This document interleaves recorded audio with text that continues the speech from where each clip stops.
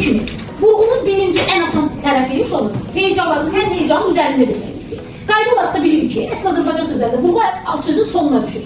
Amma əvvələ düşən əsl Azərbaycan sözləri vardı. Hansılarıydı? Bir, bayaq, sanki, yenə, necə, düzdür. Bunlar bizim sözlərimizdir. Amma vurğu əvvəldədir. Bu şəkildə vurğu qəbul etmir.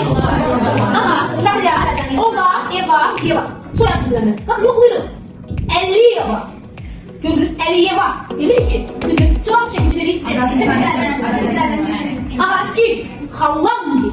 Xalamgil. Belə deyilik. Xallamgil. Gördünüz, gili gördüysə bir əvvələ düşür. Sonra İzzət Gülşərdən dalacaq. aha, məsələn, o başını sürətlə sürür. Sürətlə. Gördünüz, İngilizcəsinə vurur. Casınadı, ladı, ova, eva. Oxuma, yazma. İnkaş etsin, inkaş etsin. Bunların heç biri nə oldu? Vurğu qəbul etmir. Buna bir əksinə, bəziləri isə vurğu qəbul edir. Hansılar ki, qraf, loji, bəli. Vurğu məsələsini həll edir. Sizdən buna sonra gələsiniz soruşur. Mən heyecanda, ahəng qanunda, sahiblərdə, sahiblərdə hamısını öyrəndik ki, doğru hangi dəlili və unutmayın, sualımızın birini, ikisi, fərq yox. Yəni, hayıqdan düşünmə ehtimalımız yoxdur. Politik dəlildə düşəcək sözlərin doğru yazılmışı, sözlərin doğru tələffüsü, bunlar düşünür. Və biz bunları harada öyrənmişik? Siz sözlərin doğru tələffüsünü biz öyrəndik hansıları? Sıtı, şıtı, pıtı, bunlar olanda bu cür tələffüs olunur. İşte o, eva, yev, on, bunlar olurdu, olduğu kimi qalır. Bütün bu qaydaları biz tələffüs şəklini bilməkdə də öyrəndik, deyil mi? Və yaxud da olduğu kimi qalanlar hansı sayt müxtəlif cinsli saytlarıydı? Müəllim, səadət, düzdür. Bunları niyə öyrəndik? Biz bilək ki, tələffüsdə bunlar düşür. Olduğu kimi qalır. Aydın oldu. Yəni, mən sizə keçən səfər edirəm, yerim edirəm. Uşaqlar, mətn bildik ki, bizə çox önəmlidir. Üçüncü qrupa getməyən uşaqlara mətn həddindən artıq önəmlidir. Niyə? Çünki 75 bal bizə, ən yüksək bal bizə mətndir. Mətnin qaydalarının imtihana gəlməmişdən qalır. Mətnin qaydalarının hamısını təkrar qəşəng unutmursunuz. Baxın uşaqlar, bəzi şeyləri yadda salın. Unutmursunuz. Bizdən mətnin müddəasını istəyəndə, müddəa nə idi? Çıxan fikirdir. Mətndən çıxan fikir. Mən sizə nə deyirdim? Deyirdim, belə düşünün. Bu mətni yazan adam, bu mətni qoyan adam mənə nəyin mesajını vermək istəyir? Bu mətndə nədən danışılır? Detal bilirsiniz nə danışılır? Detal ondan ibarətdir ki, mətndə, aid, müddəa yazanda mətnin içində keçən bir cümləni yazmayacaq. Ümumi deyiləm. Məsəl üçün tutalım deyək ki, bir xeyirxahlıqdan danışılır. Biz yazacağıq ki, məsələn, bu mətnin məzmində xeyirxahlıqdan danışılır, nə bilim, mərhəmətdən danışılır, sevgidən danışılır. Başa düşürsünüz? Yəni, ümumi, elimə toxunubdur, ümumi, çıxan bir fikir yazacağıq.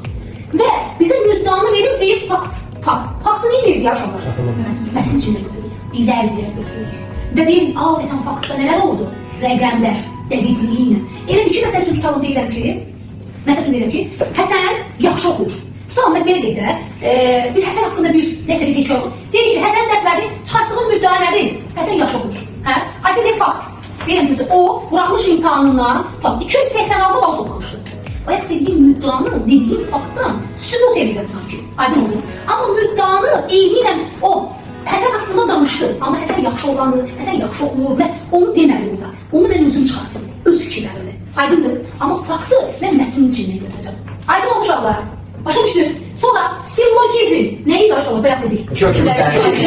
Sigveyn. Neydi? Birisi, ikizler, üç fiil, dördüncü, cümlə, əsas hissəsindən ibarət olan söz. Beşinci isə isim, birincinin. Sonra nə var idi? Mətndə sonra nə var idi? Xülasə.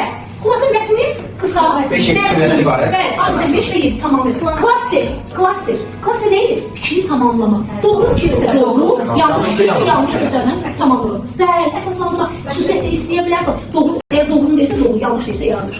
Ən əsası hər dəfə bizə düşən, qaçılmaz olan və təəssüflər olsun ki, çox qısa yazdığımız diaqram. Venn diaqramı. Venn diaqramında bizim açıq sözümüz neydi? Bundan fərqli olaraq. Birinci tərəfdə onu ayrı olan xüsusiyyətləri yazırıq. Hadi sən bu dərslərinizdə işlək gəlməsin, nə gözəl, hamısını təkrar edin. İkinci tərəfdə uşaqlar, ona aid xüsusiyyətləri yazırıq. Ortaq tərəfdə isə hər iki tərəfdə. Bundan fərqli olanlarda nəyə görə deyirik?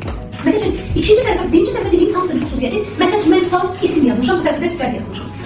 Deməliyim ki, məsəl üçün, isim sifətdən fərqli olaraq kimin harası olan cavab verir. Deyə bilirəm, deməli, o doğru cavabdır. Və yaxud deyə bilərmi ki, isim sifətdən fərqli olaraq əsasın yüksəsidir? Yox. Xeyr. Aydın olmuş ama bu kimi durumlara diqqətli yanaşmaq lazımdır. Məsələn, bilirik də, yəni mətin düşüşü yazacaqsınız. Sadəcə olaraq mətin bizə anlama və dinləmə qabiliyyətini ulaşdırır.